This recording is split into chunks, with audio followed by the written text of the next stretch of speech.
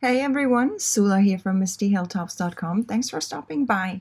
In this video, I want to show you how you can turn a scrapbook page into a traveler's notebook. So how I take inspiration from existing scrapbook pages and work them as a traveler's notebook layout. So I'm going to start by going to my own website, MistyHilltops.com, and I picked out this layout. It's my own layout, so I'm actually turning a lot of my digital scrapbook layouts into the traveler's notebook layouts that you see on my blog and that you can download on my blog as freebies.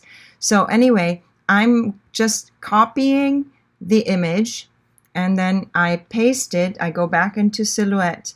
So I'm working from Silhouette and I paste it into my Silhouette. And then what I do is I resize it to about the size. Now this is not an exact square with a traveler's notebook album because or a page, because the pages are off by a quarter inch. And so, but it doesn't matter.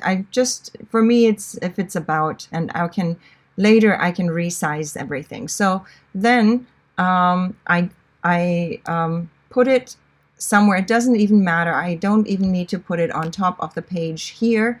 Actually, I do prefer to work next to the page. I already have a couple of items here that I pulled in from elsewhere that I will move over here so that I can work easily. And so it helps me resize. I don't have to recreate everything. So what I do is then I go and find a part, the place where I want to start, and usually I start from the background. So here I am going to work with this dark brown paper here, and I'm just going to put it in the I'm just going to resize this little rectangle strip. And actually what I do is then I place it backward, okay, so that it's out of the way, and I can I guess this is not exactly, let me do this. I will bring this to the front, because I copied these first. So now I bring this backward, and this should help go faster. So here we go.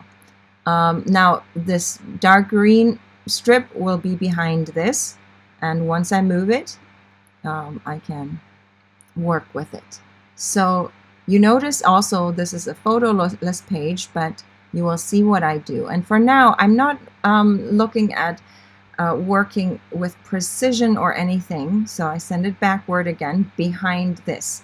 So now I'm ready. I can do more later with this, but now I'm ready. I want to go to this part of the page. So again, I pull and I bring this to the front, and I will send it backward again afterward. But for now, I want to be able to work with this, and I bring it to the front and I pull it here. And this is how I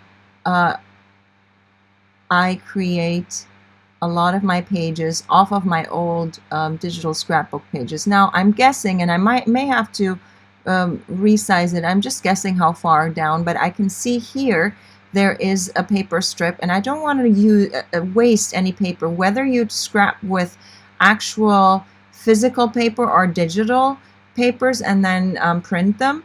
Either way, I don't want to be wasteful, so I will not make this paper strip go beyond another element that will cover it. So now I'm ready to send it backward again, send backward. So hopefully at some point it'll go behind this one. And then let me see, I want to next rebuild this one. Probably, let me go back. Probably I have to pull this to the front, bring to front again, and I may have to recolor things to ensure that there will be contrast. I can see there is a little corner of that plaid paper, so it goes all the way down there, and then it goes here, and I can send it backward again. Send backward. So obviously you could also, what we call scrap lifting, you could just pull someone else's, you could pull from someone else's either paper or digital layout and then rebuild, and that's how you scrap lift, right? So here again, I'm trying to see, it's kind of covered with the embellishment cluster that is here, and obviously I use less embellishment or embellishing when on my pages.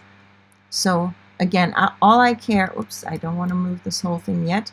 All I care is that it'll be tucked behind this little strip, but it doesn't need to go much further than that, similar to the other page that I put here. Now I want to continue working with this, so I'm copying this shape because I need at least one more shape, and then I will probably add this ribbon here as well.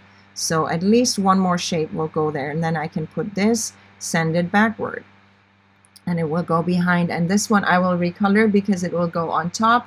And so probably I can give it this, no, this is a blue one, this dark green, again for contrast, and I will recolor it afterward so that I can see my paper as well. And now I'm trying to grab this little yellowish, mustard yellow, and then I don't do exactly what I see on the pages because I still want to give it my own touch, especially if I scrap lift other pages. I make sure it's not just a straight out copy of what you see there. So then again, I want to copy this because I'm not done yet working with this. So I send this one backward, so it's behind here, and it helps when you start from the background. Here is this little ribbon, which I could, if I work with a real paper, I can simply use a real ribbon for, which I do have ribbons at home. And then it seems there's this ribbon that goes all the way here. So I'm going to keep this one longer. I just want things to not just be all the same old, same old. So this might actually be the wrong color here, and I will have to. Again, I will copy this strip, and often I have to re-grab it. I will copy the strip, send this one backward, which is already positioned in the correct position. I send it backward. Now I'm working on this journal card, basically. And what I often do is I add my own journaling cards. You can find these journal cards and also as freebies on my blog, mistyhilltops.com, and I probably can give it a different color. Let's see, this color. I'm just going to grab this color from here. And then I'm ready to bring the photo. And this is actually a journal card, but I wanted obviously to have a photo, and I thought this was the perfect spot to put a photo. So what I do, I already copied these pieces into my spread here so that I don't have to go crazy looking for things or recreating. I don't like to waste my time by recreating, and it might not be the exact size, but I don't worry about that so much. It doesn't have to be an exact replica of what I'm doing of the original page. Just it helps me not to have to reinvent the wheel. And you see here, this is actually, I never measured it beforehand. I just thought this might make a good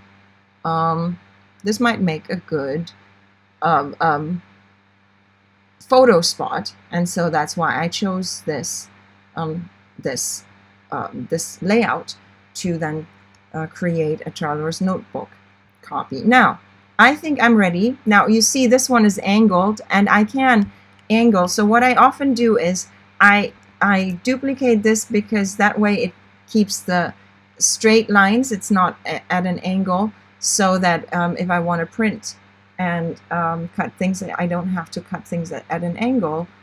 It'll be in the right place. Now obviously this is a photo. It doesn't matter, because I print my photos on photo paper, so they are not printed with the same materials that the other things are printed.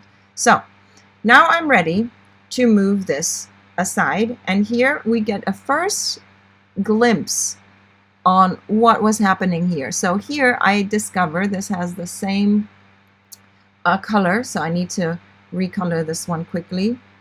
And then I see here the line is exactly where this one ends, and I don't want that to be exactly the same. So I have several options now. I could either make this green one longer, or I could make this brown one longer. And I have to consider the way that I want things to go. So let me see if I pull this one out. And then you see, okay, I think I would then want this background one to be a little longer as well. So you see how I end up changing things all the time. And then I'm thinking maybe to pull it still down a little more, because now it's not going to be just hidden behind this paper strip here. It's going to be hidden behind, it's going to show more. So maybe I can even pull this one down till here, and then I will pull this one further down, because the photo is still, so that it shows behind the photo and the journaling mat. So I think this one is much nicer now. So I give this a little more space here. I pull, so you see, even though I started from this, now I give it my own touch. And this is actually where I can start to pull this over into this traveler's notebook background that I already created. And obviously I will still want to recolor some things there. Now you see I'm paying attention. I'm putting it center, but I don't want it to be cutting through the photo. So I am still considering even moving it to where I see here the photo will go here. And actually I can pull it even further down to where, but I felt like I kind of liked it when it was centered a little more. Well, it depends. Like maybe I want it a little higher, and then I could just move these two down to the bottom. Or do I want it the way it was on the page originally? And I will have to, so I'm making sure again that this photo corner will not interfere. And when I put the page together, I can pay attention to that a little more. So then I will want to move this one over here.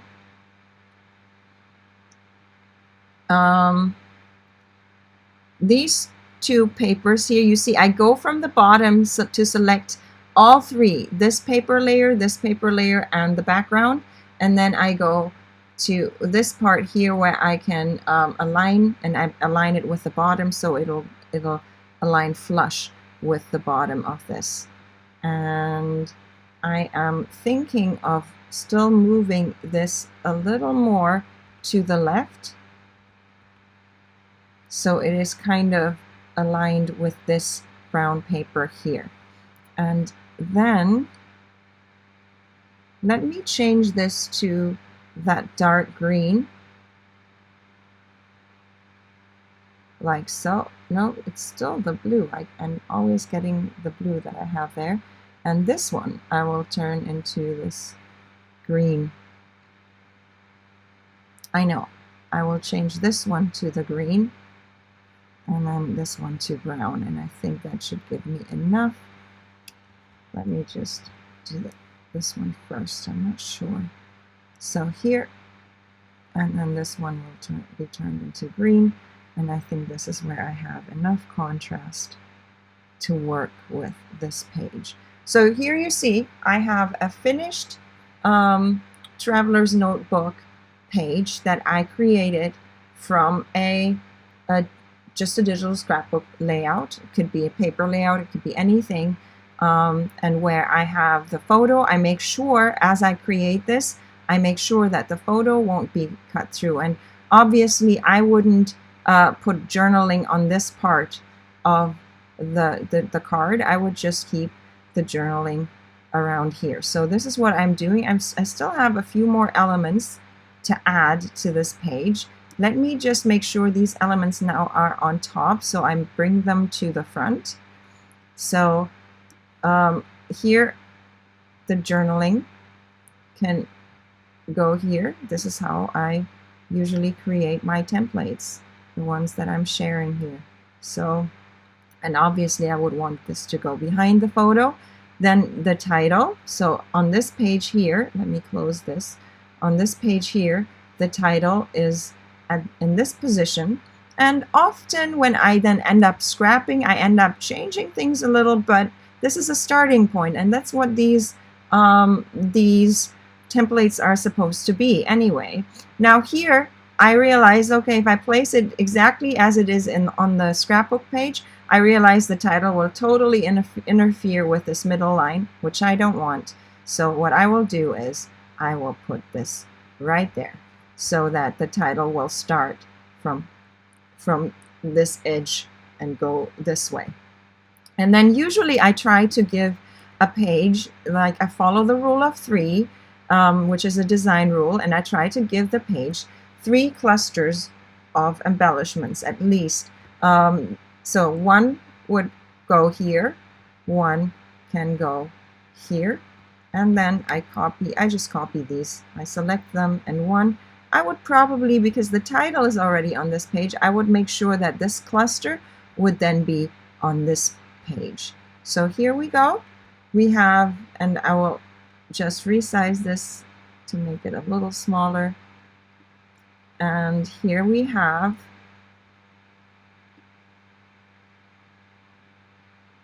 a very simple and easy, oops, I don't want to move the background there.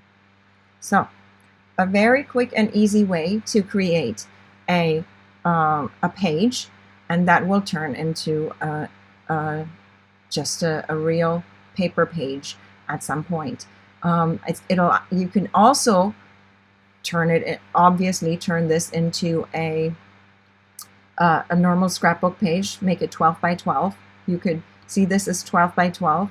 You could remove the background, and then you could resize this or leave it this small, depends on how large you like to scrap. But this is how you can easily turn existing scrapbook ideas, layouts, into a layout that you then can rebuild in your silhouette and then either use for your digital papers, which I do a lot, or you could use them for cutting, because here again you can see the sizes, you can see the size of the paper that it needs, or you can just eyeball it as you rebuild these pages. But this is how I turn a scrapbook page into a traveler's notebook page. After I created the template, I turned it into a full paper traveler's notebook layout. I clipped digital papers to this, printed them out, and assembled everything. And there's a process video that shows how I put together the finished project. Just click the link or follow the link in the description box below. There are a couple of close-ups of my finished project, and I hope you enjoyed this video. Give it a thumbs up if you did. Consider subscribing, and I hope you have a great day. Thanks for watching. Bye.